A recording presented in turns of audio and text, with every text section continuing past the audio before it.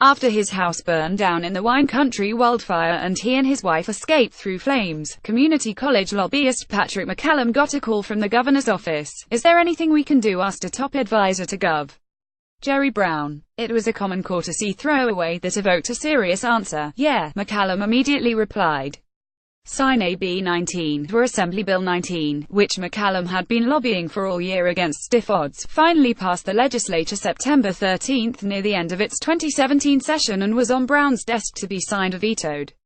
It would allow full-time, first-year students to attend community college without paying course fees. McCallum had expected Brown to veto the bill because of the cost, estimated at between $32 million and $50 million annually by the governor's budget office, which opposed the measure. But Brown signed it. Maybe it was just a coincidence that the veteran lobbyist's house had been totally destroyed in a firestorm. Maybe Brown wasn't feeling sorry for McCallum and his wife, Sonoma State University President Judy Sakaki, and trying to ease their pain. But maybe he was. Regardless, it was a laudable signing, one of the most important of the year. It was among Brown's nearly 1,000 bill signings or vetoes in 2017. Brown's staff argued that providing free college courses for students, no matter their families' incomes, should have been debated in June while the state budget was being passed. But McCallum and the bill's author, were Assemblyman Mikel Santiago de Los Angeles, a former community college student, lobbied the governor hard. They solicited 6,600 student signatures on petitions. "We got a lot of buzz going," McCallum recalls. More from George Skelton: "The contention that this state can't afford free community college is hogwash. Before 1984, California didn't charge any community college course fees. Then the legislature authorized $5 per unit. Now it's at $46. Books, supplies and any housing are on top of that. About half the students get their fees waived because they're poor. But the other half should too, just to encourage continued learning, expand career options and provide a more educated California workforce. What a high school degree provided 35 years ago now requires a community college degree," McCallum says. The bill signing deadline was October 15. McCallum went to bed Sunday night, October 8, fretting about AB 19. In the wee hours, smoke alarms started sounding. They were ignored because McCallum, in his slumber, figured high winds were setting them off. "Finally, Judy got up to take a look," he says. "She opened the bedroom door, and the house was in flames. We ran through the flames, and everything outside was ablaze. If we had left 10 seconds later, we'd have died. I was barefoot and in boxer shorts. Judy had a robe. We ran for a third of a mile with embers all over the road. Everything in the house was lost." Brown signed the bill October 13. Either the governor saw the light of the flames, probably both. Coverage of California politics. Brown also acted on several other significant bills, including primary elections. He signed a measure moving up California's presidential primary from June to March in an attempt to give the state more clout in the nominating process.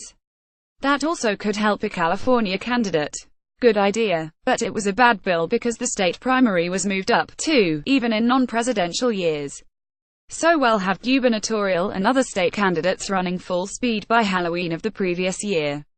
Political campaigns will become even longer. Brown should have insisted on separating the elections, moving up the presidential primary and keeping the state contests sensibly in June. Candidate tax returns. Brown wisely vetoed a spiteful gotcha bill aimed by Democrats at their hated punching bag, President Trump. It would have required all presidential candidates to release their income tax returns for the last 5 years.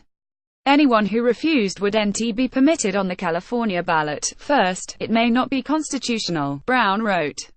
Second, it sets a slippery slope precedent. What would be next? 5 years of health records, a certified birth certificate, high school report cards, and will these requirements vary depending on which political party is in power? Wireless expansion backing local governments. Brown vetoed a bill that would have given telecommunications companies power to install wireless transmitters on utility poles, streetlights or wherever without pesky interference from City Hall or the courthouse.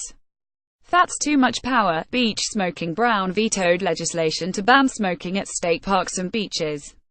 If people can't smoke even on a deserted beach, where can they? The non-smoker asserted. There must be some limit to the coercive power of government. Agreed. Brown signed several major bills that had already been shaped by him before they passed the legislature. They included the so-called Sanctuary State Bill, an affordable housing package, a $4 billion parks and water bond proposal, and a $5.2 billion annual gas tax and vehicle fee increase to finance highway repairs. It was a good legislative year for Brown. Next year, the governor and lawmakers should develop legislation aimed at alerting the likes of McCallum and Sakaki during sleeping hours. Television warning alerts don't work when the TV is off. Cell phones and other fancy technology melt in fires. Perhaps we need to go back to old-fashioned horn honking and bullhorns. Caption George.Skelton@latimes.com. Follow at Latimer Skelton on Twitter. Also think Feinstein is a shoo-in for another term. Don't be shocked if voters shake things up. Brown should compromise and settle for just one Delta Tunnel Community College's education. Jerry Brown. Donald Trump.